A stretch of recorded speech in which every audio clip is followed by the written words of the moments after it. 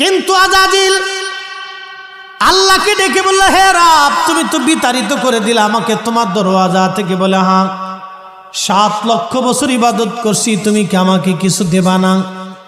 আজাজিলকে আল্লাহ বলেন, কি চাও তুমি বলো।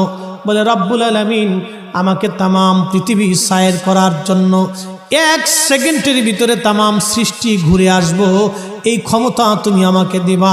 আল্লাহ বলেন, যা তোকে দিলাম। কি বুঝলেন? 1 সেকেন্ডের ভিতরে আজাজিল তামাম দুনিয়া ঘুরে চলে আসে, এই ক্ষমতা আল্লাহ তাকে দিয়েছেন। আল্লাহ বলেন, যা তোকে দিলাম।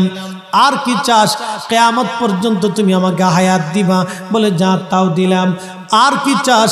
হে রব্বে কারিম, আমাকে তুমি বান্দার শরীরের রক্তের শিরা দিয়ে ঢুকে একবারে কালবের কাছে বসে বসে ধোঁকা দেওয়ার শক্তি দাও।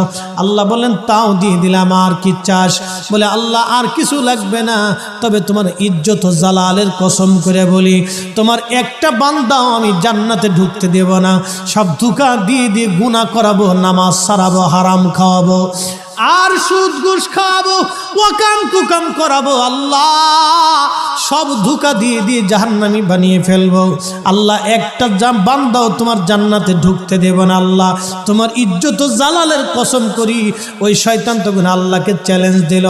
আল্লাহ পাক ডাক দে বলে, এই শয়তান, আমি আল্লাহর ইজ্জত ও জালালের কসম করে বলতেছি, যা যা তুই গুনাহ করাবি আমার বান্দাদেরকে।